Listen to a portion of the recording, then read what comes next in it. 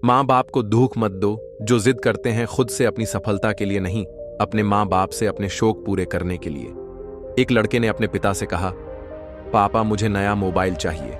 पिता ने कहा, बेटा अभी कुछ वक्त रुक जा, फिर तुझे एक नया मोबाइल दिल दूंगा। बेटे ने कहा, आपके पास मेरे लिए कभी पैसे नहीं होते हैं, मेरे सब दोस्त अच्छे रहते हैं, किसी के पास कोई कमी नहीं है, केवल मेरे पास ही हर चीज की कमी होती है। अब आप बच्चे पैदा करना बेहद आसान है, लेकिन उन्हें पालना बेहद मुश्किल जब आप मेरी जरूरत पूरी कर ही नहीं सकते। तो क्या मतलब? इस घर में रुकने का? मैं घर छोड़कर जा रहा हूं बेटा, रुक जा, मेरी बात तो सुन। हम तुझे दिल देंगे। माता और पिता ने बेटे को रोकने और समझने की काफी कोशिश की, लेकिन वो नहीं रुक। गुस्से में उसने बैग पैक किया और घर से निकाल पड़ा। लेकिन घर से निकलते वक्त गलती से उसने अपने पिता की डायरी अपने बैग में डाल ली। पिता की आदत थी कि वह हमेशा डायरी लिखा करते थे और उनकी डायरी को छूने की परमिशन किसी को भी नहीं थी।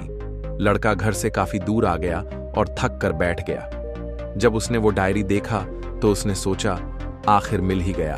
खजाना आज पता चल जाएगा कि मेरे पिताजी ने कहां कहां दौलत छुपा रखी है और उन्हें किन किन लोगों से पैसे लेने हैं, और सरा का सरा लेखा झुका आज मुझे मिल जाएगा। बेटे को लगा इस डायरी में पिताजी की सारी लेन देन का हिसाब होगा। जैसे ही लड़के ने उस डायरी को पढ़ना शुरू किया, उसकी आंखों से आंसू बहाने लगे। डायरी की शुरुआती पन्नों में बेटे को जो बाइक दिलाई थी, दूसरे पन्नों में उसके कॉलेज की फीस और एडमिशन का कर्ज लिखा था कि इन इन लोगों को इतने पैसे वापस देने हैं, और सबसे आखिरी पन्ने पर लिखा था कि बेटे को अब मोबाइल दिलाना है, उसके लिए मुझे कौन कौन उधार दे सकता है। उन सभी लोगों के नाम लिखे हुए थे। बेटे ने जैसे ही सब पढ़ा, वो पागलों की तरह रोने लगा और रोते रोते दौड़ता भगता घर आया। जैसे ही उसने घर आकर देखा तो उसके माता पिता एक कोने में बैठकर रो रहे थे। बेटा अपने पिता के पैरों में गिरकर रोने लगा कि पिताजी मुझे माफ कर दो। पिता ने कहा, बेटा तू मत रो, तुझे मोबाइल मिल जाएगा। बेटे ने कहा, पिताजी मुझे आपसे कुछ नहीं चाहिए, मुझे पता चल चुका है आप इस डायरी में हम लोगों से क्या छुपाते थे। मैं अब आपको कोई कम नहीं करने दूंगा, मैं मेहनत करके सब कुछ ठीक करूंगा। यह सुनकर पिताजी ने बेटे को गले से लगा लिया। दोस्तों, माँ बाप अपना पूरा जीवन, अपनी पूरी खुशी अपने बच्चों के लिए कुर्बान कर देते हैं, लेकिन कुछ बच्चों को लगता है कि माँ बाप ने उनके लिए कुछ नहीं किया। वह कभी आपको अपनी समस्या नहीं बताते, भले ही वह कितनी ही बड़ी समस्या से गुजर रहे हो। रिश्तेदार भी उन्हें नीचा दिखाते होंगे तो भी वो सह लेते होंगे, लोग भी ताने मारते होंगे तो भी वो सह लेते होंगे, लेकिन आपसे अपनी समस्या कभी शेयर नहीं करते, क्योंकि वो आपको कभी दुखी नहीं देखना चाहते हैं। अब आपका फर्ज बनता है अपने माँ बाप को अच्छी तरह रखना और उन्हें सुख देना, ताकि वो भी अपने जीवन का बचा हुआ समय सुख में गुजर सके। यदि आप अभी भी नींद में सोए हों तो आप जग जाइए और अपने शौक पूरे करने पर, नहीं अपना करियर बनाने पर ध्यान दीजिए, क्योंकि अगर आप अपने माँ बाप के रहते कुछ नहीं कर पाए तो बाद में आप सोने का महल भी बना लोगे ना, उसमें भी आपको नींद नहीं आएगी। अपने जीवन में कुछ बेहतर कर लीजिए ताकि आपके माता पिता को उम्र होने के बाद भी काम ना करना पड़े। अगर कहानी अच्छी लगी तो इसे सभी के साथ शेयर कीजिए, और अगर अभी तक लाइक नहीं किए हैं तो जरूर कीजिए। धन्यवाद। एक समय की बात है, एक राज्य में एक प्रतापी राजा राज करता था। एक दिन उसके दरबार में एक विदेशी आगंतुक आया और उसने राजा को एक सुंदर पत्थर उपहार में दिया। राजा वह पत्थर देख बहुत प्रसन्न हुआ। उसने उस पत्थर से भगवान विष्णु की प्रतिमा का निर्माण कर उसे राज्य के मंदिर में स्थापित करने का निर्णय लिया और प्रतिमा निर्माण का कार्य राज्य के महामंत्री को सौंप दिया। महामंत्री गांव के सर्वश्रेष्ठ मूर्तिकार के पास गया और उसे वह पत्थर देते हुए बोला, महाराज मंदिर में भगवान विष्णु की प्रतिमा स्थापित करना चाहते हैं। 7 दिवस के भीतर इस पत्थर से भगवान विष्णु की प्रतिमा तैयार कर राजमहल पहुंचा देना। इसके लिए तुम्हें 50 स्वर्ण मुद्राएं दी जाएंगी। 50 स्वर्ण मुद्राओं की बात सुनकर मूर्तिकार खुश हो गया और महामंत्री के जाने के उपरांत प्रतिमा का निर्माण कार्य प्रारंभ करने के उद्देश्य से अपने औजार निकाल लिए। अपने औजारों में से उसने एक हथौड़ा लिया और पत्थर तोड़ने के लिए उस पर हथौड़े से वार करने लगा। किंतु पत्थर जस का तस रहा। मूर्तिकार ने हथौड़े के कई वार पत्थर पर किए, किंतु पत्थर नहीं टूटा। 50 बार प्रयास करने के उपरांत मूर्तिकार ने अंतिम बार प्रयास करने के उद्देश्य से हथौड़ा उठाया, किंतु यह सोचकर हथौड़े पर प्रहार करने के पूर्व ही उसने हाथ खींच लिया कि जब 50 बार वार करने से पत्थर नहीं टूटा तो अब क्या टूटेगा। वह पत्थर लेकर वापस महामंत्री के पास गया और उसे यह कह वापस कराया कि इस पत्थर को तोड़ना नामुमकिन है, इसलिए इससे भगवान विष्णु की प्रतिमा नहीं बन सकती। महामंत्री को राजा का आदेश हर स्थिति में पूर्ण करना था, इसलिए उसने भगवान विष्णु की प्रतिमा निर्मित करने का कार्य गांव के एक साधारण से मूर्तिकार को सौंप दिया। पत्थर लेकर मूर्तिकार ने महामंत्री के सामने ही उस पर हथौड़े से प्रहार किया और वह पत्थर एक बार में ही टूट गया। पत्थर टूटने के बाद मूर्तिकार प्रतिमा बनाने में जुट गया। इधर महामंत्री सोचने लगा कि काश पहले मूर्तिकार ने एक अंतिम प्रयास और किया होता तो सफल हो गया होता और 50 स्वर्ण मुद्राओं का हकदार बनता। मित्रों, हम भी अपने जीवन में ऐसी परिस्थितियों से दो चार होते रहते हैं। कई बार किसी कार्य को करने के पूर्व या किसी समस्या के सामने आने पर उसका निराकरण करने के पूर्व ही हमारा आत्मविश्वास डगमगा जाता है और हम प्रयास किए बिना ही हार मान लेते हैं। कई बार हम एक दो प्रयास में असफलता मिलने पर आगे प्रयास करना छोड़ देते हैं, जबकि हो सकता है कि कुछ प्रयास और करने पर कार्य पूर्ण हो जाता या समस्या का समाधान हो जाता। यदि जीवन में सफलता प्राप्त करनी है तो बार बार असफल होने पर भी तब तक प्रयास करना नहीं छोड़ना चाहिए जब तक सफलता नहीं मिल जाती। क्या पता जिस प्रयास को करने के पूर्व हम हाथ खींच लें वही हमारा अंतिम प्रयास हो और उसमें हमें कामयाबी प्राप्त हो जाए। एक प्रोफेसर क्लास ले रहे थे। क्लास के सभी छात्र बड़ी ही रुचि से उनके लेक्चर को सुन रहे थे। उनके पूछे गए सवालों के जवाब दे रहे थे, लेकिन उन छात्रों के बीच कक्षा में एक छात्र ऐसा भी था जो चुपचाप और गुमसुम बैठा हुआ था। प्रोफेसर ने पहले ही दिन उस छात्र को नोटिस कर लिया, लेकिन कुछ नहीं बोले। लेकिन जब 4 से 5 दिन तक ऐसा ही चला तो उन्होंने उस छात्र को क्लास के बाद अपने केबिन में बुलवाया और पूछा, तुम हर समय उदास रहते हो, क्लास में अकेले और चुपचाप बैठे रहते हो, लेक्चर पर भी ध्यान नहीं देते, क्या बात है? कुछ परेशानी है क्या? सर, वो छात्र कुछ हिचकिचाते हुए बोला, मेरे अतीत में कुछ ऐसा हुआ है जिसकी वजह से मैं परेशान रहता हूं। समझ नहीं आता क्या करूं। प्रोफेसर भले व्यक्ति थे। उन्होंने उस छात्र को शाम को अपने घर पर बुलवाया। शाम को जब छात्र प्रोफेसर के घर पहुंचा तो प्रोफेसर ने उसे अंदर बुलाकर बैठाया। फिर स्वयं किचन में चले गए और शिकंजी बनाने लगे। उन्होंने जानबूझकर शिकंजी में ज्यादा नमक डाल दिया। फिर किचन से बाहर आकर शिकंजी का गिलास छात्र को देकर कहा, ये लो, शिकंजी पियो। छात्र ने गिलास हाथ में लेकर जैसे ही एक घूंट लिया, अधिक नमक के स्वाद के कारण उसका मुंह अजीब सा बन गया। ये देख प्रोफेसर ने पूछा, क्या हुआ? शिकंजी पसंद नहीं आई? नहीं सर, ऐसी बात नहीं है, बस शिकंजी में नमक थोड़ा ज्यादा है। छात्र बोला, अरे अब तो ये बेकार हो गया, लाओ गिलास मुझे दो, मैं इसे फेंक देता हूं। प्रोफेसर ने छात्र से गिलास लेने के लिए अपना हाथ बढ़ाया, लेकिन छात्र ने मना करते हुए कहा, नहीं सर, बस नमक ही तो ज्यादा है, थोड़ी चीनी और मिलाएंगे तो स्वाद ठीक हो जाएगा। यह बात सुन प्रोफेसर गंभीर हो गए और बोले, सही कहा तुमने, अब इसे समझ भी जाओ, ये शिकंजी तुम्हारी जिंदगी है, इसमें घुला अधिक नमक तुम्हारे अतीत के बुरे अनुभव हैं। जैसे नमक को शिकंजी से बाहर नहीं निकाल सकते, वैसे ही उन बुरे अनुभवों को भी जीवन से अलग नहीं कर सकते। वे बुरे अनुभव भी जीवन का हिस्सा ही हैं। लेकिन जिस तरह हम चीनी घोलकर शिकंजी का स्वाद बदल सकते हैं, वैसे ही बुरे अनुभवों को भूलने के लिए जीवन में मिठास तो घोलनी पड़ेगी ना। इसलिए मैं चाहता हूं कि तुम अब अपने जीवन में मिठास घोलो। प्रोफेसर की बात छात्र समझ गया और उसने निश्चय किया कि अब वह बीती बातों से परेशान नहीं होगा।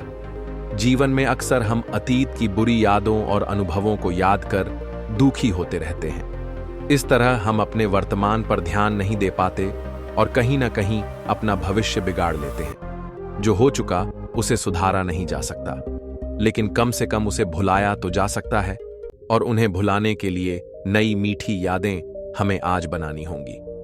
जीवन में मीठे और खुशनुमा लम्हों को लाइए, तभी तो जीवन में मिठास आएगी। एक धनी व्यक्ति का एकमात्र पुत्र था, पर ज्यादा लाड़ प्यार के कारण वह बिगड़ सा गया था। उसको सीख देने के लिए उसके पिता ने एक युक्ति लगाई। उन्होंने उसे बुलाकर कहा, अब से जब तक तुम कमाकर नहीं लाओगे तब तक खाना नहीं मिलेगा। लड़का बड़ा घबराया और अपनी मां के पास गया। मां को उसकी स्थिति पर दया आ गई और उन्होंने उसे 1 रुपया दे दिया। उसने वह रुपया लाकर पिता को दिया तो उसके पिता बोले, जा इसे कुएं में फेंका। लड़का खुशी खुशी गया और रुपए को कुएं में फेंक आया। अगले दिन भी उसके पिता ने उसे ऐसा ही कहा, तो फिर अपने मामा जी से 1 रुपया मांग लाया। उस रुपए को भी उसके पिता ने कुएं में फेंकवा दिया। तीसरे दिन भी उसके पिता ने उसे वैसा ही करने को कहा, तो वह अपने चाचा जी के पास से 1 रुपया मांग लाया, परंतु उसके पिता ने वह रुपया भी कुएं में फेंकवा दिया। 1 हफ्ते तक ऐसा ही क्रम चला। फिर संबंधियों को उसकी याचना पर दया आनी बंद हो गई, तो वह अंततः मेहनत करने निकला। कड़ी मेहनत करने के पश्चात उसे चवन्नी मिली, तो वह उसे लेकर पिता के समक्ष प्रस्तुत हुआ, तो उन्होंने उसे वह पैसे कुएं में फेंकने को कहा। यह सुनकर लड़का बड़े अनमने भाव से बोला, पिताजी, मैं इतनी मेहनत करके पैसे लाया हूं और आप इन्हें फेंकने को कहते हैं। यह सुनकर उसका पिता मुस्कुराया और उसने अपने पुत्र को हृदय से लगा लिया और उससे बोले, पुत्र, अब तुझे परिश्रम से कमाए धन का मूल्य समझ में आ गया। अब तू मेरा व्यापार संभाल सकता है। स्वयं कमाए गए धन का मूल्य ही कुछ और होता है। मिट्टी खोदने वाला एक मजदूर था। वह हर रोज मिट्टी खोदकर और अपने गड्ढे पे लाद कर वह उस मिट्टी को अपने कारीगर की जगह पर ले जाता था। ऐसे ही एक हर रोज की तरह मिट्टी खोद रहा था, तभी उसे जमीन में से एक चमकीला पत्थर मिला। वह पत्थर बद्धा ही चमकीला और खूबसूरत था। तभी उसने वह पत्थर साफ कर अपने प्यारे गड्ढे के गले में बांध दिया और फिर से मिट्टी भरकर वहां से जाने लगा। जब वह मिट्टी अपने गड्ढे पर लाद कर रास्ते से जा रहा था, तभी उसे रास्ते में गांवों के एक शेठ जी मिले। शेठ जी गांव में अपनी छोटी सी किराने की दुकान चलाया करते थे। इसी के चलते सारे गांव वाले उन्हें शेठ जी कहा करते। तभी शेठ जी उस मजदूर को अपने गड्ढे के साथ जाते हुए देखा और पूछा, अरे भाई, कहां जा रहे हो इसे लेकर? तभी मजदूर बोला, बस जा रहा हूं अपने काम पर। तब शेठ जी बोले, अरे भाई, गधे के गले में जो पहना हुआ है उसे कहां लेकर जा रहे हो? तभी मजदूर बोला, शेठ जी, ये तो मुझे जमीन खोदते वक्त मुझे मिल गया। तभी शेठ जी ने कहा, ये चमकीला पत्थर मुझे पसंद आया है, क्या तुम इसे मुझे बेचोगे और कितने में दोगे? अब मजदूर बोला, शेठ जी, आप मुझे 1 किलो गुड्ढा दे दो, मैं इसे आपको बेच दूंगा। शेठ जी ने मजदूर को 1 किलो गुड्ढा दे दिया और उससे चमकीला पत्थर ले लिया। अब शेठ जी ने वह चमकीला पत्थर अपने किराने की दुकान के तराजू की डंडी पर बांध दिया। एक दिन उनकी गांव में एक जौहरी आया। तब उसने देखा कि शेठ जी की दुकान में तराजू की डंडी से हीरा बंधा हुआ है और यह देख वह जौहरी चौंक गया। तभी उसने शेठ जी से पूछा, शेठ जी, यह क्या है? शेठ जी ने जवाब दिया कि यह एक चमकीला पत्थर है और हमारे गांव में मिला तो इसे बड़े शौक से बांध रखा है। तभी जौहरी ने कहा, शेठ जी, क्या आप इसे मुझे दे दोगे? तभी शेठ जी बोला, हाँ क्यों नहीं, 100 रुपए दे और यह मैं तुम्हें अभी दे देता हूं। जौहरी बद्दा ही कंजूस था। उसने कहा, 100 नहीं, 80 रुपए दूंगा। शेठ जी ने कहा, नहीं देना है तो 100 रुपए दो। पर वह जौहरी भी शेठ जी से वह हीरा 100 खरीदने को तैयार नहीं था, तो उसने सोचा कि कल फिर आऊंगा तो शेठ जी यह हीरा मुझे 80 रुपए में दे ही देंगे। यह सोच वह दुकान से चला जाता है।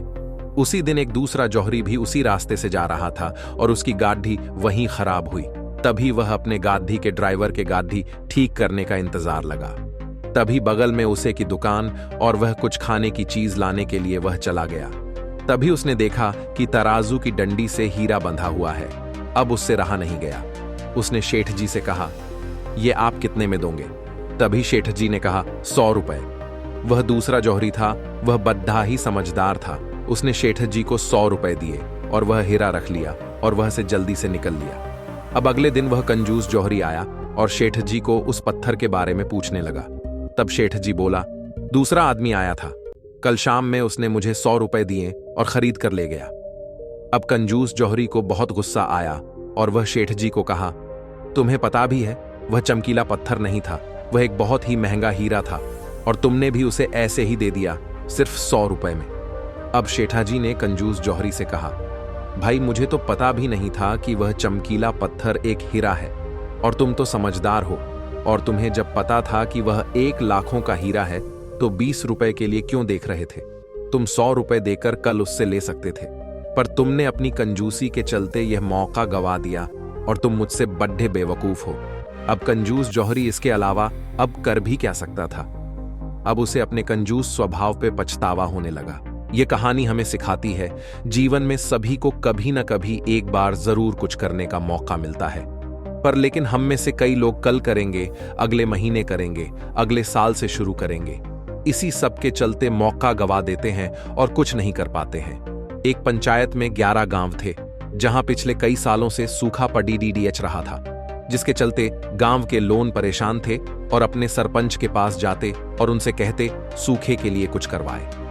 तभी सरपंच लोगों से कहते, सरकार हमको जितनी मदद हो सके वह कर रही है, पर क्या करे अगर बारिश ही आना बंद हो गया हो। तभी लोगों में से किसी उन्हें सलाह दी कि यहां से 100 किलोमीटर एक मंदिर है, वह के जो पुजारी है वह हवन करवाते हैं, और अगर उन्हें वर्षा वाला हवन करवा दिया तो आपके गांव में अवश्य वर्षा होगी, लेकिन आपको जाकर उनसे वहां पर मिलना होगा। अब 11 गांव के कुछ लोग इकट्ठा हुए और सरपंच जी के साथ उस मंदिर गए। सरपंच ने पुजारी से अपनी समस्या बताई, तभी उन्होंने हवन का मुहूर्त निकाला और उन्हें बताया, और पुजारी ने सरपंच से कहा, 11 गांवों में से एक आदमी मेरे यहां आए, हम वर्षा हवन करेंगे और देखना आपके यहां इसके बाद अवश्य वर्षा होगी। अब सभी 11 गांव के लोग हवन करने के मुहूर्त पर पहुंच गए और हवन करने पुजारी के साथ बैठ गए। तभी पुजारी एक व्यक्ति को बार बार उसे देख रहे थे। तभी उन्होंने कहा कि बुरा मत मानना, यह जो हवन है वह सफल तो हुआ है, पर सिर्फ एक गांव के लिए। यह सुनकर बाकी के लोग घबरा गए और कहने लगे, आप यह क्या कहने लगे हैं पुजारी जी? लोगों ने पुजारी से पूछा, पुजारी जी सिर्फ एक बारिश होगी, बाकी 10 गांवों में नहीं होंगी, ऐसा क्या है उस गांव में? तभी पुजारी ने कहा, ये जो बही साहब आपको दिखाई दे रहे हैं, सिर्फ इनके गांव में बारिश होगी। तभी लोगों ने उस व्यक्ति के तरफ देखकर पूछा, ऐसा इनके गांव में क्या है? तभी पुजारी बोले, ध्यान से देखिए ये अपने साथ क्या लाए। लोगों ने कहा, जी छाता लाए हैं। पुजारी ने कहा कि सिर्फ इन्हें ही संपूर्ण विश्वास है कि इनके गांव में बारिश जरूर होगी, और आप लोगों को तो विश्वास भी नहीं है कि बारिश होगी।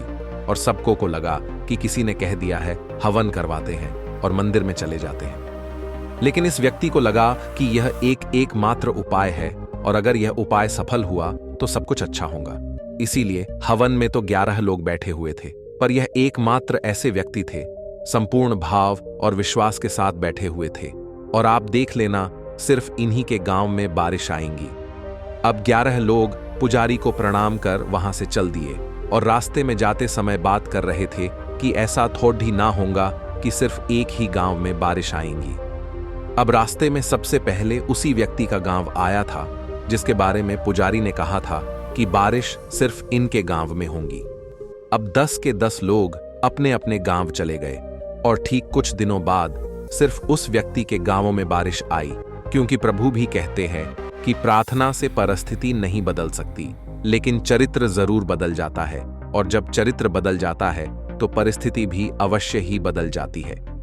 इस कहानी से हमें यह सीख मिलती है कि हम जो कुछ भी काम करते हैं उसमें विश्वास का होना बहुत जरूरी होता, तभी आप उसमें सफल हो सकते हो। दोस्तों, बहुत बार हम सक्सेसफुल लोगों को देखकर उनकी लाइफस्टाइल से अट्रैक्ट हो जाते हैं, पर हम ये नहीं देखते कि इसके लिए उन्होंने कितनी मेहनत की होती है। बस हमें तो उनका सक्सेस दिखती है, पर सक्सेस होने के लिए उन्होंने कितने सालों का संघर्ष की होती है ये सब कोई नहीं देखता। पर अच्छी बात तो ये है कि हम भी अपने लाइफ में सक्सेसफुल बन सकते हैं। अगर आप भी अपने लाइफ में सक्सेसफुल होना चाहते हो तो आपको भी इन लोगों की तरह फोकस और कंसिस्टेंसी के साथ काम करना होगा, तभी आप सक्सेसफुल बन सकते हैं। तो दोस्तों, आज इस आर्टिकल में हम जानेंगे एक चीज पर फोकस कैसे करें, लाइफ में आगे कैसे बढ़े। दोस्तों, सबसे पहले तो आपको पता होना चाहिए कि आप किस चीज पर इंटरेस्ट हो, आपको किस चीज पर काम करके अच्छा लगता है। उस पर एक गोल सेट करो ताकि आपको पता चले कि आप किस चीज पर काम कर रहे हैं। और अपने काम में एक वजह फाइंड करो कि तुम्हें सक्सेसफुल क्यों बनना है, और वह वजह कुछ भी हो सकता है, क्योंकि जब तक आपको वजह नहीं मिलेगा तब तक आप उस काम को कल पर डालते रहोगे। और जिस दिन आपको वह वजह मिल जाएगा उस दिन से आप दिन को तो छोड़ो, रात को भी काम करना शुरू कर देंगे। क्योंकि इस दुनिया में हर कोई सक्सेसफुल होना चाहता है, पर हर कोई उस वजह को नहीं ढूंढ पाते जो उनके काम में पेट्रोल की तरह काम करें, और इसी वजह से वह लोग नाकामयाब होते हैं। और दोस्तों, आप अपने काम में प्लेन ए और प्लेन बी कभी मत रखना। मुझे ऐसी चीजों से सख्त नफरत है, क्योंकि यह ह्यूमन नेचर है।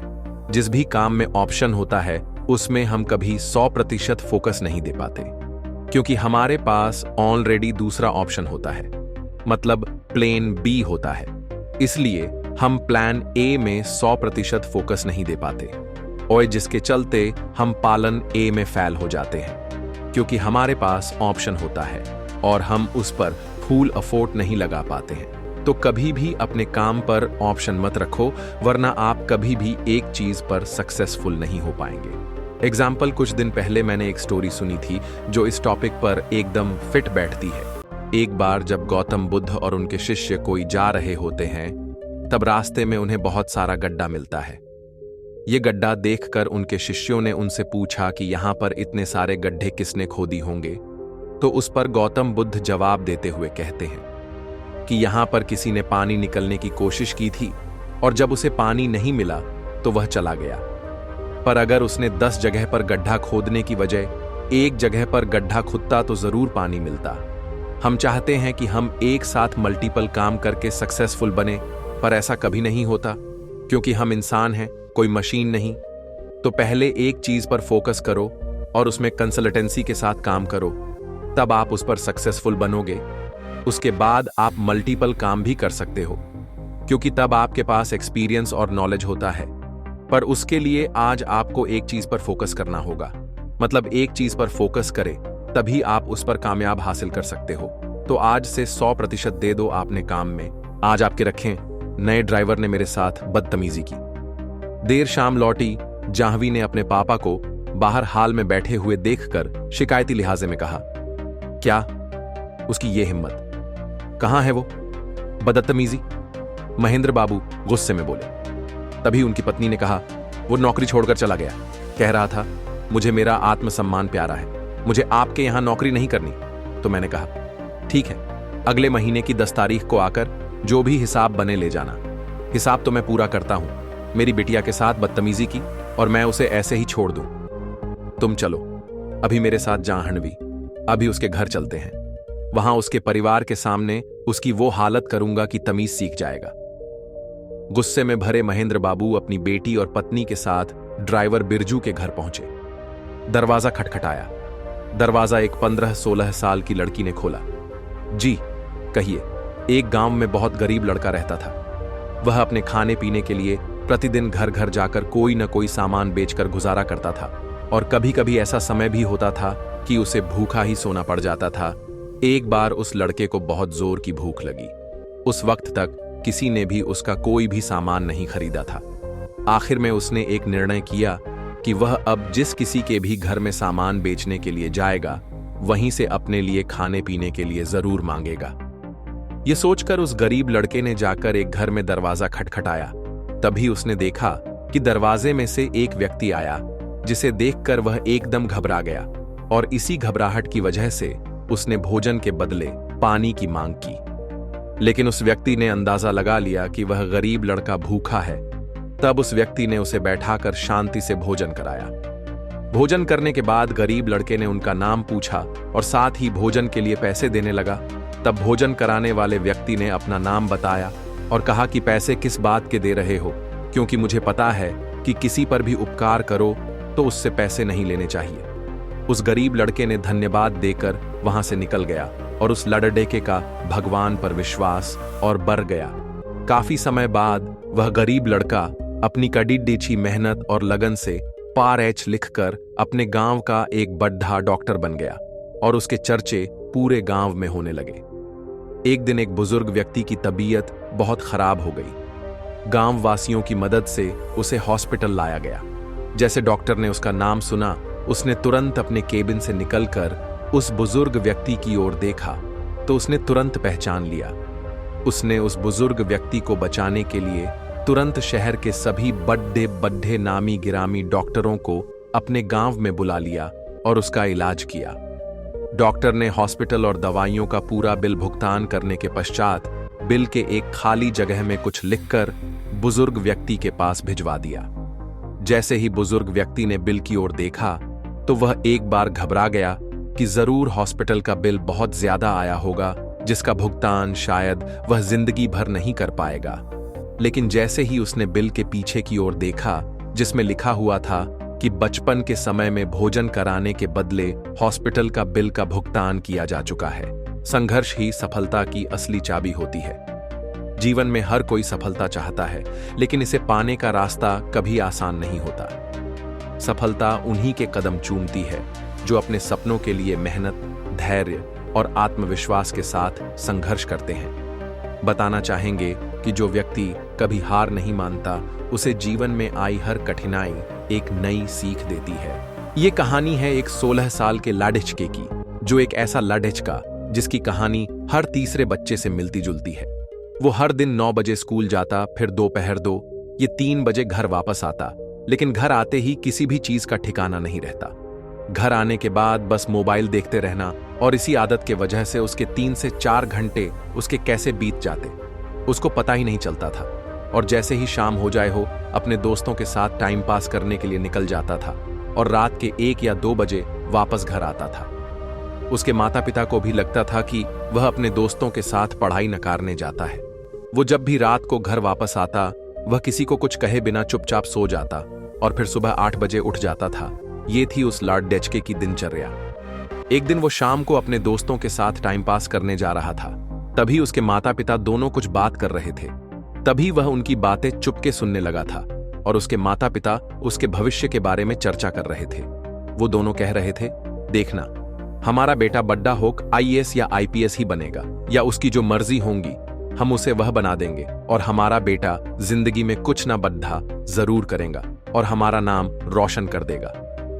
अब वो लाडिचका उसकी माँ और पिता की बातें सुनकर रोने लगा और सोचने लगा, वो 12 भी पास नहीं हो सकता और मेरे माता पिता ने इतने बड़े सपने संजोए रखे हैं। उस रात उसको नींद नहीं आई और पूरी रात वह रोते रहा। दूसरे दिन की सुबह हो गई और वह छत पर चला गया और जिंदगी में पहली बार उसने उगते सूरज को देखा।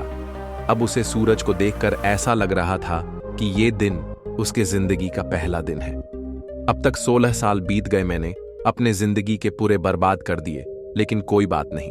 अब तक काटी है मैंने जिंदगी बद्धे आराम से, पर अब मुझे जीना है कुछ अलग अंदाज से। और उसी वक्त उसने ठान लिया कि भविष्य में क्या होगा पता नहीं, पर अब जो भी होगा वह बद्धा ही होगा। एग्जाम के 3 महीने बचे हुए थे, तभी उसके अंदर से एक आवाज आ रही थी कि अब मुझे पढ़ना है, मुझे अपने माँ और पिता के लिए पढ़ना है और जिंदगी कुछ करना है, कुछ बद्धा बनना है, और ऐसे ही काम नहीं चल सकता है। अब उस दिन से वह दिन के 8 से 10 घंटे पढ़ाई करने लगा और उसके दिमाग में सिर्फ एक ही गोल था, वो सिर्फ अब उसे पढ़ना है। कुछ दिनों बाद एग्जाम खत्म हुए और जब रिजल्ट आया तो सब शॉक हो गए कि एक ऐसा लाडिचका जो खुद से पास भी नहीं हो सकता, उसने एग्जाम में 90% मार्क लेकर आया था। अब आगे चलकर उसने एक अच्छे कॉलेज में एडमिशन लिए और कॉलेज पूरा होने के बाद उसकी एक अच्छी सी नौकरी भी लग गई और वह खुशी खुशी रहने लगा था। जो विद्यार्थी समझते हैं कि वह अपने जिंदगी में कुछ नहीं कर सकते, बस उनको अपने अंदर की आवाज को बाहर निकलकर अपने लक्ष्य के प्रति डटकर मेहनत करनी है। एक बार की बात, शिक्षक अपनी कक्षा में पढ़ा रहे थे और वे सभी विद्यार्थियों से कोई न कोई सवाल पूछ रहे थे। तभी उन्होंने देखा कि कक्षा में एक बच्चा बहुत ही उदास बैठा हुआ था, मानो उसके साथ बहुत ही बुरा हुआ हो। शिक्षक ने भी उस बच्चे को कुछ पूछा नहीं और ना कुछ कहा, लेकिन 4-5 दिनों तक ऐसा ही चलता रहा। तभी शिक्षक ने एक दिन उस बच्चे के पास जाकर पूछा कि बेटा, तुम इतने उदास क्यों बैठे रहते हो और दूसरे बच्चों की तरह तुम खुश नहीं रहते और किसी भी सवाल का जवाब नहीं देते हो। उस लाडिचके ने शिक्षक से कहा कि मेरे अतीत में मेरे साथ कुछ बुरा हो गया था इसी वजह से अब मेरा किसी भी चीज में मन नहीं लग रहा है और अब मैं कुछ भी कर लूं दूसरे बच्चों की तरह खुश नहीं रह पा रहा हूं। शिक्षक ने उस बच्चे की बात को पूरा सुना और अगले दिन अपने बैग में शिकंजे बनाने का सारा सामान अपने साथ लेकर आए और सारे बच्चे जाने के बाद शिक्षक उस बच्चे के पास शिकंजे बनाने का सामना लेकर गए। उस सामान से उस लड्डा एचके को एक गिलास शिकंजे बनाकर दिया। तब लड्डा एचके को लगा कि सर ये सब मुझे खुश करने के लिए कर रहे हैं। तभी सर ने लड्डचके की तरफ शिकंजे का गिलास बढ़ाया और उसे पीने के लिए कहा और जैसे ही लड्डके ने शिकंजे का एक घूंट पिया तो उसे शिकंजे में नमक ज्यादा लगा। लड्डके ने सर से कहा कि इसमें नमक ज्यादा हुआ है। तभी सर ने ठीक है लाओ मैं इसे फेंक देता हूं। अब लड्डी एचके ने सर से कहा कि सर इसे फेंकने की जरूरत नहीं है, इसमें थोड़ी शक्कर मिला देंगे तो यह खुद अच्छा हो जाएगा। सर ने उस लड्डी एचके की तरफ मुस्कुराते हुए देखा और कहा यही चीज मैं तुम्हें आज इस शिकंजे के बहाने समझने आया था। हमारी जिंदगी भी बिल्कुल शिकंजे की तरह है और हमारे बीते कल में हमारे साथ जो दुखद घटनाएं हमारे साथ हुई हैं वो सब उस शिकंजे में मिली नमक की तरह है। जब हमारे कल में बहुत कुछ बुरा हुआ हो जिसके वजह से हमारी जिंदगी बिल्कुल कड्डी हो जाती है तब हमें उसमें कुछ अच्छे पल मिलाने की जरूरत होती है। जिस तरह से शिकंजे में नमक ज्यादा हो गया था लेकिन उसमें शक्कर मिलाने के बाद वो मीठा हो गया, उसी तरह हमें हमारे कल को भूलकर उसमें खुशी के पल मिलाने चाहिए ताकि हमारी बुरी यादें हमारे बुरे कल से भी अच्छी हो जाएं। जो हमारे कल में हुआ है अगर हम उसके वजह से हमारे आज को खराब कर रहे हैं तो हम अपना खुद का ही नुकसान कर रहे हैं। इसीलिए खराब चीजों को भूलते हुए आगे बढ़ाना चाहिए और जितना हो सके उतना जिंदगी के बारे में पॉजिटिव सोच रखनी चाहिए। जिंदगी खुशियों से भरी हुई है, जरूरत है सिर्फ उन्हें पहचानने की। ये कहानियों आपको यही समझाने का प्रयास करने के लिए है कि हमारी जिंदगी में अनेकों खुशियां हैं मगर हम उन्हें खोज नहीं पाते, या कहे कि हमारा उनके ऊपर ध्यान ही नहीं जाता और हम बेवजह ही अपनी जिंदगी को खराब समझने लग जाते। ये कहानी है एक ऐसे लड़के की जो निराश था, हताश था। एक दिन उसे एक महात्मा मिले। लड़के ने महात्मा जी से कहा, महात्मा जी मेरे साथ कुछ भी अच्छा नहीं होता, जो भी मैं सोचता हूं सब कुछ उससे उल्टा होता है। मेरी नौकरी करता हूं। मैं पहले सोचता था कि जब नौकरी लग जाएगी तो अपने पिताजी को एक अच्छी गाड़ी लेकर दूंगा, लेकिन अब नौकरी तो लग गई लेकिन इतने पैसे नहीं मिलते कि गाड़ी ले सकूं। सोचा था कि अपने बीवी बच्चों को दूसरे देश में घुमा कर लेकर आऊंगा, लेकिन वो भी नहीं हो पा रहा है। बस जिंदगी ऐसे ही चलती जा रही है, क्या करूं कुछ बताइए। महात्मा जी लड़के को एक फूलों के बगीचे में ले गए जहां बहुत ही सुंदर फूल थे। वहां ले जाकर लड़के से कहा कि तुम्हें बगीचे में से किसी एक फूल को लेकर आना है जो तुम्हें सबसे सुंदर लगता हो, लेकिन एक शर्त है, किसी भी फूल को तुम पीछे हटकर नहीं तोड़ना। जो तुमने एक बार पीछे छोड़ दिया तो वो समझो तुमसे छूट गया। लड़का बगीचे के एक कोने से फूल चुनने के लिए चल दिया। उसे बहुत सुंदर फूल दिखाई दे रहे थे, लेकिन लड़का ये सोचकर आगे बढ़ता गया कि कहीं इस फूल से भी फूल हो तो उसे तोड़कर लाऊंगा। लड़का आगे बढ़ता गया और लड़के ने अभी तक कोई भी फूल नहीं तोड़ा था। अब बगीचे में केवल कुछ ही फूल बाकी थे जो बिल्कुल सूखे हुए थे। अब लड़का शर्त के मुताबिक पीछे छोड़े हुए फूलों में से भी नहीं तोड़ सकता था। लड़के के पास सिर्फ एक विकल्प था कि वो इन सूखे फूलों में से ही किसी एक को तोड़े। लड़का एक सूखा हुआ फूल तोड़कर महात्मा जी के पास पहुंचा और सूखा हुआ फूल दिखाया। महात्मा जी सूखा हुआ फूल देखकर कहने लगे कि बगीचे में इतने सुंदर फूल थे और तुम एक सूखा हुआ फूल तोड़कर लेकर आए हो। लड़का बोला कि महात्मा जी बगीचे में मुझे भी बहुत सुंदर फूल मिले थे, लेकिन और अच्छे फूल की चाह में वो सारे सुंदर फूल को मैं पीछे छोड़ता गया। फिर बाद में केवल सूखे हुए फूल ही थे जिनमें से मैं एक फूल लेकर आ गया। महात्मा जी लड़के को बगीचे में ले गए, समझाने लगे कि ये जो बगीचा है वो तुम्हारा जीवन है, जो सुंदर फूल हैं वो खुशियां हैं। इतने सुंदर फूलों से भरा हुआ है, लेकिन कुछ और बेहतर की चाह में तुम इतनी सुंदर जीवन को भी खुशी से नहीं जी पा रहे हो। तुम्हारे माता पिता को किसी अच्छी गाड़ी से वो खुशी नहीं मिल सकती जो तुम्हारे साथ बैठकर खाना खाने से मिल सकती है। अपने परिवार साथ समय बिताएं, उनकी देखभाल करो। खुद को और अपने परिवार को इतनी खुशी किसी भी चीज नहीं दे सकते। इंसान हमेशा और अच्छे के लिए सोचा है, ऐसा सोचना अच्छा भी है लेकिन और बेहतर की चाह में अपने वर्तमान में छोटी छोटी खुशियों को भी नहीं जी पाता है। हम ये सोचते रहते हैं कि एक ऐसा दिन आएगा जब मेरे पास धन होगा, अच्छा मकान होगा, गाड़ी होगी, लेकिन ऐसा कभी नहीं होता जो हमारे मन के मुताबिक हो। और ऐसे ही सोचते सोचते हमारा सुंदर फूलों से भरे हुआ जीवन में सिर्फ सूखे फूल ही बचते हैं, जिनको हमें मजबूरी में जीना ही पड़ता है। इसलिए अपने वर्तमान में छोटी छोटी खुशियों के पलों को बटोरते रहो। इससे बड़ी खुशी और कहीं नहीं मिल सकती है। एक किसान था जो बहुत मेहनती था। वो अपने खेतों में पूरे जी जान से काम करता था। उसे अपनी मेहनत का फल भी मिलता था। हर बार उसकी फसल दूसरे किसानों से बेहतर होती थी। किसान के 3 पुत्र थे, लेकिन किसान ने कभी भी अपने पुत्रों से खेत का काम नहीं करवाया था। किसान चाहता था कि मेरे लड़के PIH लिखकर कामयाब इंसान बने।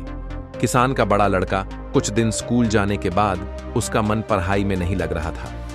पिताजी के बहुत समझाने के बाद भी बड़ा लड़का स्कूल नहीं गया और पिताजी के साथ खेतों में काम करवाने लगा। किसान के दोनों छोटे लड़के पढ़ने में होशियार थे। किसान और बड़ा लड़का भी दोनों छोटे लड़कों से कभी कोई काम के लिए नहीं कहते थे। दोनों लड़के अच्छे स्कूल में पढ़ते थे, लेकिन वे दोनों सामाजिक गतिविधियों से काफी दूर रहे थे। उन्हें सिर्फ अपनी पढ़ाई से ही मतलब रहता था। बाकी सब कुछ उनके लिए बेकार था। समय बीतता गया। दोनों छोटे लड़के पढ़ लिखकर अच्छी नौकरी करने लगे।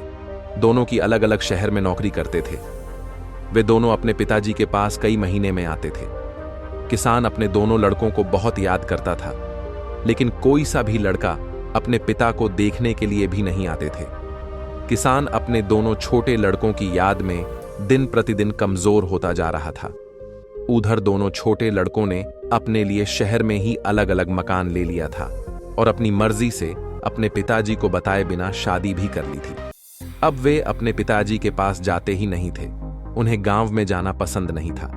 वे दोनों भूल चुके थे कि वे गांव में ही खेलकूद कर बड़े हुए थे। किसान का बड़ा लड़का अपने पिताजी की बहुत सेवा करता था। वह पढ़ा लिखा नहीं था, लेकिन अपने कर्तव्यों को बखूब जानता था। उसने अपने भाई के लिए कभी कुछ गलत नहीं कहा। कुछ दिनों के बाद किसान की मृत्यु हो जाती है, लेकिन मृत्यु से पहले वह अपने पुत्रों के लिए एक वसीयत के नाम पर 3 पत्र छोड़ जाता है। कहता था कि ये पत्र तीनों लड़कों के एक साथ दिए जाए। यह खबर किसान के दोनों छोटे लड़कों तक भी पहुंच गई। अब दोनों लड़के अपने पिता की संपत्ति के लिए गांव में आ जाते हैं और अपने पत्र लेने की मांग करते हैं। उनके पत्र भी उनके बड़े भाई के पास सुरक्षित रखे थे। वे दोनों अपने बड़े भाई के पास अपने पत्र लेने जाते हैं, जिन्हें वह पत्र दे देता है। अब दोनों ये जानने के लिए कि पिताजी उनके लिए क्या देकर गए हैं, पत्र को खोलते हैं। पत्र खोलते ही जो उसमें लिखा था, उसे देखकर दोनों छोटे लड़के बड़े शर्मिंदा होते हैं, अपने किए पर रोने लगते हैं। उनके पत्रों पर लिखा था कि आज तक मैं जिंदा रहा अपने बड़े अनपढ़ लायक बेटे की वजह से, और आज मैं जिंदा नहीं हूं। वो अपने दोनों पढ़े लिखे नालायक बेटों की वजह से मेरी आधी संपत्ति मेरे बड़े बेटे को दी जाए और आधी संपत्ति अनाथ बच्चों के लिए दे दी जाए। ये कहानियां हमें बहुत कुछ सिखाती हैं। आजकल की व्यस्त जिंदगी में हम पैसों के लिए अपने माता पिता को अकेला छोड़ देते हैं, जबकि हमें अपने बुजुर्गों की अच्छी तरह देखभाल करनी चाहिए। एक बार एक सीधा सादा किसान था। वह अपने खेतों में सब्जियां उगाता था। जब उसे पैसों की जरूरत होती तो वह एक सेठ से उधार पैसे ले आता था। फिर सेठ को अपनी सब्जियां पहुंचाता था, जिससे थोड़े थोड़े करके पैसों का हिसाब बराबर हो जाता था। किसान बहुत मेहनती था। वह अपने बच्चों के साथ खेतों में काम करता रहता था। अभी सब्जियां बेचने के लिए तैयार नहीं थीं और किसान के पास अपने खर्चा के लिए जमा पैसे भी खत्म हो चुके थे। किसान सेठ के पास गया और सेठ से कहा कि कुछ रुपये और कुछ खाने का जरूरी सामान चाहिए। सेठ जी ने कुछ रुपये किसान को दे दिए और घर का कुछ खाने का सामान जैसे चावल, चीनी, आटा, दाल आदि भी दे दिया। किसान सभी सामान को अपने घर ले आया। कुछ दिनों बाद किसान की सब्जियां बेचने लायक हो गई और किसान को सबसे पहले सेठ से लिए पैसे और सामान के बदले में सेठ को सब्जियां देनी थी। किसान सब्जियां तोलकर इकट्ठा करके सेठ जी के पास ले गया। सेठ जी से कहा कि सब्जियां हैं, इन्हें रख लो। सेठ ने किसान से पूछा कि कितने किलो सब्जियां हैं। किसान ने जवाब दिया कि सेठ जी 20 किलो हैं। सेठ जी ने सब्जियों को उठाकर देखा और अंदाजा किया सेठ को कुछ कम वजन महसूस हुआ। सेठ ने दोबारा किसान से कहा कि सब्जियों का वजन सही बताओ, नहीं तो मैं अपने पास रखे कांटे पर तोल लेता हूं, और अगर कम वजन हुआ तो 2 गुने पैसे लूंगा। किसान अपने घर सब्जियां तोल कर लाया था। उसे विश्वास था कि सब्जियों का वजन बिल्कुल सही है। किसान ने कहा कि कुछ भी कर लेना, सब्जियों का वजन पूरा 20 किलो ही है। सेठ ने झट से अपना कांटा निकाला और सब्जियों को तोलने लगा। जब सारी सब्जियों को तोल लिया तो सब्जियों का वजन कुल 16 किलो ही निकला। अब सेठ ने किसान से कहा कि तुम मुझे हर बार इसी तरह ठग रहे थे। मैं तुमसे अपने 2 गुने पैसे तो लूंगा ही, साथ ही तुझे जेल में भी बंद करवाऊंगा। किसान बेचारा कुछ नहीं बोला और सहमा सा अपने घर आ गया। एक बार बुद्ध के पास एक व्यक्ति आया और उसने कहा, भगवान, मैं जीवन में सच्चाई के मार्ग पर चलना चाहता हूं, लेकिन मुझे यह मार्ग कठिन लगता है। बुद्ध ने उसे एक कहानी सुनाई। एक दिन एक छोटे से गांव में एक गरीब व्यक्ति रहता था। उसके पास कुछ नहीं था, लेकिन वह सच्चाई के मार्ग पर चलता था। एक दिन राजा के सैनिक उसके पास आए और उससे पूछा, क्या तुमने यहां किसी अपराधी को देखा है? उस गरीब व्यक्ति ने सत्य बोलते हुए कहा, हां, वह यहां छिपा है। सैनिकों ने उस अपराधी को पकड़ लिया। जब राजा को इस घटना के बारे में पता चला तो उसने उस गरीब व्यक्ति को बुलाकर पूछा, तुम जानते थे कि यदि तुम उस अपराधी को छुपाते तो तुम्हें पुरस्कार मिलता, फिर भी तुमने सत्य का पालन क्यों किया? उस व्यक्ति ने उत्तर दिया, राजन, सत्य से बड़ा कोई धन नहीं है। मैंने अपना सबसे बड़ा पुरस्कार पहले ही पा लिया है। राजा ने उसकी सच्चाई से प्रभावित होकर उसे सम्मानित किया और गांव में सत्य की मिसाल के रूप में उसकी प्रतिष्ठा हुई। एक बार बुद्ध के पास एक धनी व्यक्ति आया और उसने उनसे पूछा, भगवान, मेरे पास धन और वैभव है, फिर भी मैं सुखी नहीं हूं, क्यों? बुद्ध ने उसे एक कहानी सुनाई। एक समय की बात है, एक लोभी व्यापारी था जो हमेशा अधिक धन की इच्छा रखता था। एक दिन उसने सुना कि एक जगह पर अपार धन छिपा हुआ है। उसने वह धन प्राप्त करने की योजना बनाई। वह स्थान घने जंगल में था और वहां पहुंचने के लिए उसे कठिनाइयों का सामना करना पड़ा। जब वह वहां पहुंचा तो उसे सोने और चांदी से भरी हुई एक गुफा मिली। उसने तुरंत जितना हो सकता था उतना धन उठा लिया, लेकिन जब वह वापस लौट रहा था तो उसे एहसास हुआ कि वह रास्ता भूल गया है। वह दिन रात उस जंगल में भटकता रहा। अंत में वह भूखा प्यासा होकर गिर पड़ा। उसका लोभ उसे जीवित रखने में असफल रहा। बुद्ध ने उस धनी व्यक्ति से कहा, धन केवल साधन है, सुख का साधन नहीं। असली सुख लोभ से मुक्त होकर संतोष में है। जब तक तुम लोभ से मुक्त नहीं होगे, तुम्हें सच्चा सुख नहीं मिल सकता। गौतम बुद्ध की ये कहानियां हमें जीवन में सच्चाई, धैर्य, करुणा और संतोष का महत्व सिखाती हैं। उनके उपदेशों का पालन करके हम अपने जीवन को सुखमय और शांतिपूर्ण बना सकते हैं। बुद्ध से प्रेरित होकर हमें चाहिए कि हम अपने विचारों और कर्मों को सत्य और अहिंसा के मार्ग पर चलाएं, ताकि न केवल हमारा जीवन बल्कि हमारे आसपास की दुनिया भी बेहतर बन सके। इन कहानियों में निहित ज्ञान और शिक्षाएं हमें आत्मविकास की दिशा में प्रेरित करती हैं। इसलिए आइए हम सब मिलकर बुद्ध के उपदेशों को अपनाएं और अपने जीवन को सार्थक बनाएं। एक समय की बात है, एक गरीब किसान का बेटा था जिसका नाम सचिन था। सचिन एक दयालु और अच्छा लड़का था। वह हमेशा दूसरों की मदद करने के लिए तैयार रहता था। एक दिन सचिन जंगल में घूम रहा था जब उसने देखा कि एक पेड़ सूख रहा है। पेड़ ने सचिन से कहा, मुझे पानी दो, मैं मर रहा हूं। सचिन को पेड़ पर दया आ गई। उसने अपने गले में एक कलशी बांध लिया और पेड़ को पानी देने लगा। वह कई दिनों तक पेड़ को पानी देता रहा। आखिरकार पेड़ को पानी मिल गया और वह ठीक हो गया। सचिन को पेड़ पर बहुत खुशी हुई। उसने सोचा कि अगर वह एक पेड़ को बचा सकता है तो वह कई पेड़ों को बचा सकता है। इसीलिए सचिन ने जंगल में एक पेड़ लगाने का फैसला किया। उसने एक छोटा सा पेड़ लगाया और उसे पानी दिया। सचिन ने हर दिन पेड़ की देखभाल की। उसने उसे पानी दिया, उसे खाद दी और उसे कीटों से बचाया। धीरे धीरे पेड़ बड़ा और मजबूत हो गया। सचिन ने एक और पेड़ लगाया, फिर दूसरा, फिर तीसरा। उसने जंगल में कई पेड़ लगाए। सचिन के प्रयासों से जंगल फिर से हरा भरा हो गया। सचिन के बारे में जल्द ही सभी को पता चल गया। लोग उसे पेड़ लगाने वाला लड़का कहने लगे। सचिन को अपने काम पर बहुत गर्व हुआ। वह जानता था कि वह दुनिया को एक बेहतर जगह बना रहा है। एक दिन एक राजकुमार जंगल में घूम रहा था। उसने सचिन को पेड़ लगाते हुए देखा। राजकुमार को सचिन की मेहनत और समर्पण पर बहुत खुश हुआ। उसने सचिन को एक पुरस्कार दिया और उसे जंगल का रक्षक नियुक्त किया।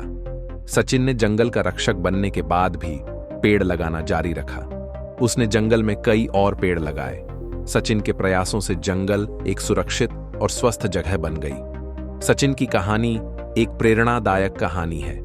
यह हमें सिखाती है कि छोटी छोटी चीजें भी बड़ा बदलाव ला सकती हैं। अगर हम सभी सचिन की तरह पेड़ लगाने का काम करें तो हम दुनिया को एक बेहतर जगह बना सकते हैं। छोटी छोटी चीजें भी बड़ा बदलाव ला सकती हैं। हमें पर्यावरण की रक्षा करनी चाहिए। हमें दूसरों की मदद करनी चाहिए। एक जंगल में बाज अपने बच्चे को उड़ना सिखा रहा था। तभी बाज का बच्चा लड़खड़ाकर मुर्गे की झुंड में गिर जाता है और वह मुर्गी के बच्चों के साथ ही रहना प्रारंभ कर देता है। उन्हीं के जैसे जमीन पर चलता है, उन्हीं के साथ कीड़े मकोड़े खाता है तथा उन्हीं के जैसा जीवन यापन करने लगता है। इसी प्रकार धीरे धीरे समय बीतता जाता है और वह बाज का बच्चा बड़ा हो जाता है। एक बार वह आसमान में अपने जैसे पक्षी को यानी बाज को उड़ते हुए देखता है। तभी वह दौड़कर मुर्गी के पास जाता है और मुर्गी से पूछता है, मां, मेरे जैसा एक पक्षी आसमान में उड़ रहा है और मैं क्यों नहीं उड़ रहा? तभी मुर्गी बाज का जवाब देते हुए कहती है, बेटा, हम रेंगने के लिए पैदा हुए हैं, उड़ने के लिए नहीं। यह सुनकर बाज बहुत निराश होता है और वह यह मान लेता है कि मैं उड़ नहीं सकता और वह पूरा जीवन जमीन पर रेंगते हुए बिताता है और जमीन पर रेंगते हुए ही मर जाता है, परंतु अपनी पूरी जिंदगी में कभी उड़ नहीं पाता, क्योंकि उसे यह विश्वास हो चुका होता है कि मैं उड़ने वाला पक्षी नहीं हूं। इसीलिए कहा गया है, मंजिलें उन्हीं को मिलती है जिनके सपनों में जान होती है। पंख से कुछ नहीं होता, हौसलों से उड़ान होती है। एक बार एक महावत जंगल से एक हाथी के बच्चे को पकड़कर लाता है तथा उसे एक सिक्कर से पेड़ में बांध देता है। वह हाथी का बच्चा उसे तोड़ने की बहुत कोशिश करता है। उसके गर्दन में घाव हो जाता है, खून निकल आता है, परंतु वह उस सिक्कर को नहीं तोड़ पाता।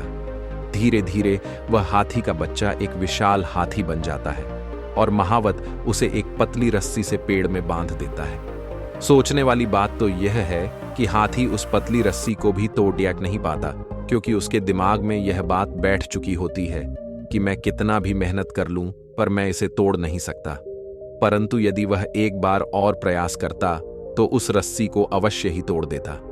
वह रस्सी ही नहीं बल्कि पूरे पेड़ को जड़ सहित उखाड़ कर फेंक सकता था और उस बंधन से आजाद हो सकता था, लेकिन उसने ऐसा नहीं किया। इस कहानी से यही शिक्षा मिलती है कि हमें कभी हार नहीं मानना चाहिए। हमें हमेशा प्रयास करते रहना चाहिए। इंसान जो कुछ भी चाहे उसे पा सकता है, परंतु बस उसे अपने आप भरोसा होना चाहिए और अपनी क्षमताओं का ज्ञान होना चाहिए। एक समय की बात है, खरगोश जंगल में घूम रहा होता है और एक कुत्ते को बहुत तेज भूख लगी होती है। अचानक कुत्ते की नजर खरगोश पर पड़ती है और वह खरगोश को खाने के लिए दौड़ता है। खरगोश अपनी जान बचाने के लिए वहां से भागता है। कुत्ता उसके पीछे पीछे दौड़ता है। खरगोश और तेज भागता है, कुत्ता भी तेज दौड़ने लगता है। काफी समय तक भागने के बाद खरगोश दौड़ते दौड़ते जाकर एक बिल में घुस जाता है और कुत्ता उस बिल के पास आकर खड़ा हो जाता है। थोड़ी देर बाद खरगोश बिल से बाहर देखता है तो कुत्ता हाँफ रहा होता है। खरगोश को देखकर कुत्ता उससे कहता है, मैं शरीर में तुझसे बड़ा हूं, मैं तुझसे ताकतवर भी हूं, तुझसे तेज दौड़ भी सकता हूं, मगर तू मुझे यह बता कि मैं तुझे पकड़ क्यों नहीं पाया। खरगोश जवाब देते हुए कहता है, तुम केवल अपनी भूख मिटाने के लिए दौड़ रहे थे और मैं अपनी जिंदगी बचाने के लिए दौड़ रहा था, इसलिए मैं जीत गया और तुम हार गए। हमारी जीत होगी या हार, ये इस बात पर निर्भर करता है कि हम उस काम को अपने जीवन में कितना महत्व देते हैं। एक बार बाप और बेटे ने एक गधा खरीदा और वह उसे लेकर चल दिए। बाप ने बेटे को गधे पर बैठा दिया और अपने पैदल चलने लगा। ये देख वहां उपस्थित कुछ लोग आपस में बात करने लगे कि कैसा बेटा है जो बाप को पैदल लेकर जा रहा है और अपने गधे पर बैठा हुआ है।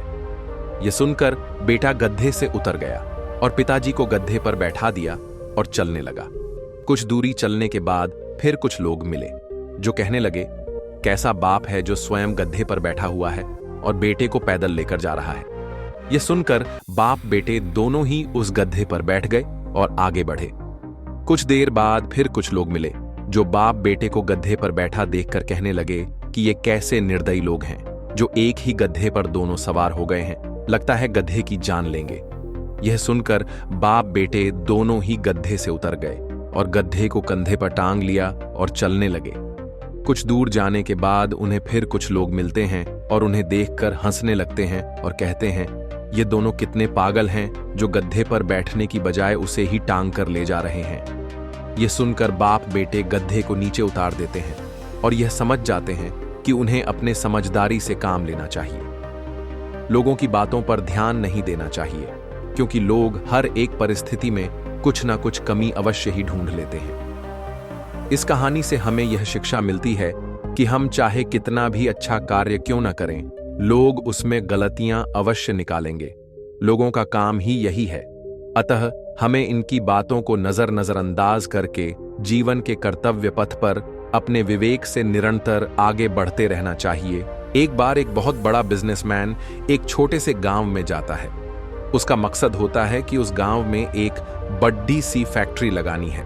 वह एक ऐसी जगह पर पहुंच जाता है जहां पर उसके सामने एक नदी होती है और उस नदी के सामने वह गांव होता है। अब उसके सामने दो रास्ते हैं। पहला यह कि वह सड़क के रास्ते घूमकर उस गांव तक पहुंचे, जिसमें लगभग 10 घंटे लगेंगे, क्योंकि वहां तक पहुंचने का कोई डायरेक्ट रास्ता नहीं है। दूसरा रास्ता यह था कि वह एक नाव में बैठकर नदी के रास्ते उस गांव तक पहुंच जाए, जिसमें केवल 20 मिनट ही लगते। तो अपना टाइम बचाने के लिए उसने उस नाव के जरिए गांव तक पहुंचने का फैसला किया। वह नाव बहुत छोटी सी थी, जिसमें एक तरफ वह आदमी बैठा था जो नाव चला रहा था और दूसरी तरफ वह बिजनेसमैन बैठा था। नाव में बैठने के थोड़ी देर बाद उस बिजनेसमैन ने नाव वाले से पूछा, तुझे पता है तेरी नाव में कौन बैठा है? तो नाव वाले ने बड्ढे भोलेपन से कहा, नहीं साहब, मैं नहीं जानता। तब बिजनेसमैन ने कहा, अरे तू अखबार नहीं पढ़ता है क्या? मेरी फोटो हर दूसरे तीसरे दिन अखबार में छपती है। तो नाव वाले ने कहा, अरे साहब, मुझे पढ़ना लिखना नहीं आता है। मैं बहुत छोटा सा था जब मेरे पिताजी गुजर गए थे और अपने परिवार का ध्यान रखने के लिए मैं बचपन से ही काम में लग गया, इसलिए मेरा स्कूल बचपन में ही छूट गया था। यह सुनकर उस बिजनेसमैन को अपनी गलती का एहसास हुआ और हाथ जोड़कर उसने नाव वाले से कहा, तुम जो मांगोगे मैं तुम्हें वह दूंगा, बस मेरी जान बचा लो। तो उस नाव वाले ने कहा, अरे साहब, घबराओ नहीं, मुझे सिर्फ तैरना ही नहीं आता है, बल्कि डूबते हुए लोगों को बचाना भी आता है। आप मुझे कसकर पकड़ लो, मैं आपको कुछ नहीं होने दूंगा। और फिर उस नाव वाले ने न सिर्फ अपनी बल्कि उस बिजनेसमैन की भी जान बचाई। तो हमें इस कहानी से एक बहुत बड़ी सीख मिलती है कि जिंदगी में कभी किसी की मजाक नहीं उड़ानी चाहिए या अपने से कम नहीं समझना चाहिए, क्योंकि हमें नहीं पता कि कब, कहां और कैसे किसकी जरूरत पड़ जाए। एक बार एक छोटी सी बच्ची हाथ में मिट्टी की गुल्लक लिए भागती हुई एक दवाई की दुकान पर गई। वह काफी देर तक वहां पर खड़ी रही, लेकिन दुकानदार का ध्यान उस पर नहीं गया, क्योंकि वहां पर काफी भीड़ थी। उसने दुकानदार को कई बार बुलाया, लेकिन दुकानदार का ध्यान उस पर नहीं गया, क्योंकि वहां पर भीड़ बहुत थी। फिर इस बच्ची को गुस्सा आया और अपने मिट्टी की गुल्लक को वहीं काउंटर पर जोर से रख दिया। इसके बाद दुकानदार और वहां पर खड़े सभी लोग उसे बच्ची की तरफ देखने लगे। दुकानदार ने उसे बच्ची से पूछा कि बेटे, आपको क्या चाहिए? तो वह बड़े ही भोलेपन से बोली, मुझे एक चमत्कार चाहिए। यह सुनकर दुकानदार को कुछ समझ में नहीं आया और ना ही वहां पर खड़े लोगों को कुछ समझ में आया। सभी उसकी तरफ देखने लगे। फिर दुकानदार ने उससे कहा कि बेटे, चमत्कार तो यहां पर नहीं मिलता है। तो बच्ची को लगा कि वह उसे झूठ बोल रहा है। उसने कहा कि मेरे गुल्लक में बहुत पैसे हैं, बताओ आपको कितने पैसे चाहिए, मैं आज यहां से चमत्कार लेकर ही जाऊंगी। तभी काउंटर पर खड़े एक आदमी ने उससे पूछा कि बेटी, क्यों चाहिए तुमको चमत्कार? तब उसे बच्ची ने अपनी कहानी बताई। अभी कुछ दिन पहले मेरे भाई के सर में बहुत तेज दर्द हुआ। मेरे पापा मम्मी उसको हॉस्पिटल ले गए। उसके बाद कई दिन तक मेरा भाई घर नहीं आया। मैंने बहुत बार अपने पापा से पूछा, लेकिन उन्होंने मुझे कुछ नहीं बताया। वो बार बार यही बोलते रहे कि वह कल आ जाएगा, लेकिन वह अभी तक घर नहीं आया है। तभी मैंने देखा कि मम्मी रो रही थी और पापा उनसे कह रहे थे कि हमारे बेटे के इलाज और दवाइयों के लिए जितने पैसे चाहिए उतने पैसे मेरे पास नहीं है। अब उसको कोई चमत्कार ही बचा सकता है। तब मुझे लगा कि मेरे पापा के पास अगर पैसे नहीं भी हैं तो क्या हुआ, मेरे पास तो है। इसीलिए मैंने जितने भी पैसे जोड़ रखे थे वह सारे पैसे लेकर मैं इस दवाई की दुकान पर आई हूं ताकि चमत्कार खरीद सकूं। फिर उस आदमी ने बच्ची से पूछा कि कितने पैसे हैं तुम्हारे पास। यह सुनते ही बच्ची ने गुल्लक उठाई और जमीन पर पटक कर उसे फोड़ दिया और पैसे गिनने लग गई। वहां पर खड़े सभी लोग उसे देख रहे थे। थोड़ी देर बाद उसने सारे पैसे इकट्ठे किए और बोली, मेरे पास पूरे 19 रुपए हैं। आदमी वहां पर खड़ा था, वह थोड़ा सा मुस्कुराया और बोला कि अरे तुम्हारे पास तो पूरे पैसे हैं, इतने का ही तो आता है चमत्कार। यह सुनकर वह बच्ची बहुत खुश हो गई और बोली, चलो मैं आपको अपने पापा से मिलवाती हूं। बाद में पता लगा कि वह आदमी कोई आम आदमी नहीं था, बल्कि एक बहुत बड़ा न्यूरो सर्जन था और उसने सिर्फ 19 रुपए में उसके भाई की सर्जरी कर दी। उसका भाई कुछ दिन बाद ठीक होकर के घर वापस आ गया। फिर कुछ दिन बाद वह बच्ची, उसका भाई, उसके पापा और मम्मी चारों एक साथ बैठे हुए थे और बात कर रहे थे। तभी उसकी मम्मी ने उसके पापा से पूछा कि अब तो बता दो, यह चमत्कार आपने किया कैसे। तब उन्होंने अपनी बेटी की तरफ देखकर कहा, चमत्कार मैं नहीं, इसने किया है। तो यहां पर एक बहुत बड़ी सबक है जो हम उस छोटी सी बच्ची से सीख सकते हैं। जिंदगी में कभी कभी ऐसा होता है कि हमको कोई रास्ता नजर नहीं आ रहा होता है और हम लोग हिम्मत हार जाते हैं। तब हमारे अंदर एक बच्चा होता है जो कोशिश करने से कभी पीछे नहीं हटता है। वह हार मानने को तैयार ही नहीं होता है क्योंकि उसको ना शब्द समझ नहीं आता है। वह बच्चा जिसके लिए कुछ भी नामुमकिन नहीं है कि क्योंकि वह हर हाल में कोशिश करता ही रहता है। एक छोटे से गांव में रहता था एक लड़का जिसका नाम था राहुल। बचपन से ही उसकी आंखों की रोशनी कम होती गई और धीरे धीरे वो पूरी तरह अंधा हो गया। गांव वाले उसे सहानुभूति की नजरों से देखते थे और उसके लिए दया का भाव रखते थे। लेकिन राहुल के अंदर एक अलग ही जज्बा था। वो हार नहीं मानता था। वो अपने अंधेरे में भी एक उजाला ढूंढ रहा था। गांव के स्कूल में पढ़ने वाले बच्चों की तरह राहुल भी पढ़ना चाहता था। उसके लिए किताबें पढ़ना तो दूर की बात थी, उसे अक्षरों की भी पहचान नहीं थी। लेकिन राहुल ने हार नहीं मानी। उसने अपने पिता से कहा, पिताजी मैं भी पढ़ना चाहता हूं। पिता ने उसे समझाया, बेटा तू अंधा है, तू कैसे पढ़ेगा। लेकिन राहुल ने हार नहीं मानी। उसने कहा, पिताजी आप मुझे पढ़ाओगे, मैं सीख जाऊंगा। पिता ने बेटे की जिद के आगे हार मान ली। उन्होंने राहुल को अक्षरों को पहचानना सिखाया। पहले तो बहुत मुश्किल हुआ, लेकिन राहुल की लगन ने सब कुछ आसान कर दिया। धीरे धीरे वो अक्षरों को पहचानने लगा, फिर शब्दों को जोड़ना सीखा और अंत में वाक्य पढ़ने लगा। राहुल की पढ़ाई जारी रही। वो दिन रात मेहनत करता था। उसके पिता ने उसे गणित भी सिखाया। राहुल ने गणित में भी बहुत रुचि दिखाई। वो संख्याओं के खेल में खो जाता था। धीरे धीरे वो गांव का सबसे होशियार लड़का बन गया। गांव के लोग हैरान थे। एक अंधा लड़का इतना पढ़ लिख सकता है, ये उनके लिए विश्वास करना मुश्किल था। लेकिन राहुल ने अपनी मेहनत से सबको साबित कर दिया कि अंधेरा कोई बाधा नहीं है। अगर इच्छा शक्ति हो तो कोई भी मुश्किल काम आसान हो जाता है। राहुल की ख्याति पूरे इलाके में फैल गई। लोग उसके पास सलाह लेने आने लगे। वो उन्हें जीवन की मुश्किलों का सामना करने का तरीका बताता। वो उन्हें बताता कि कैसे अंधेरे में भी उजाला ढूंढा जा सकता है। एक दिन गांव में एक बड़ा मेला लगा। मेले में बहुत सारे लोग आए थे। राहुल भी अपने पिता के साथ गया। मेले में एक प्रतियोगिता हो रही थी जिसमें गणित के सवाल पूछे जाते थे। जो सबसे ज्यादा सवालों के सही जवाब देगा वो विजेता होगा। राहुल ने हिम्मत करके प्रतियोगिता में भाग लिया। लोग उस पर हंसने लगे। उन्हें लगा कि एक अंधा लड़का गणित की प्रतियोगिता में क्या कर सकता है। लेकिन राहुल ने सबकी उम्मीदों को धोखा दिया। उसने एक एक करके सभी सवालों के सही जवाब दिए। वो प्रतियोगिता का विजेता बन गया। पूरा गांव राहुल के इस जीत से गौरवान्वित हुआ। राहुल ने साबित कर दिया कि अंधेरा कोई बाधा नहीं है, बल्कि एक चुनौती है। अगर हम उस चुनौती को स्वीकार करें और उसके साथ लड़ें, तो हम किसी भी मुकाम को हासिल कर सकते हैं। राहुल की कहानी पूरे देश में फैल गई। लोग उसे एक प्रेरणा स्रोत के रूप में देखने लगे। वो एक मिसाल बन गया। उसने लोगों को सिखाया कि कैसे मुश्किलों का सामना किया जाता है, कैसे हार नहीं मानी जाती। राहुल की कहानी हमें बताती है कि हमारे अंदर एक असीम शक्ति होती है, जिसे हम सही दिशा में लगाकर कुछ भी हासिल कर सकते हैं। हमें बस अपने अंदर के विश्वास को जगाना होता है और अपने लक्ष्य की ओर बढ़ना होता है। अंधेरा हमारे आसपास हो सकता है, लेकिन हमारे अंदर का उजाला हमेशा चमकता रहना चाहिए। हमें बस उस उजाले को पहचानना होता है और उसे अपने जीवन में बिखेरना होता है। राहुल की तरह हम भी अपने जीवन में अंधेरे के दौर से गुजर सकते हैं, लेकिन हमें हार नहीं माननी चाहिए। हमें अपने अंदर की ताकत को पहचानना चाहिए और उसका उपयोग करना चाहिए।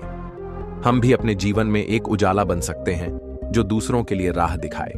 तो चलिए आज ही से शुरू करें, अपने अंदर के उजाले को जगाएं और अपने जीवन की यात्रा को रोशन करें। याद रखें, अंधेरा सिर्फ एक छाया है, असली रोशनी तो हमारे अंदर ही होती है।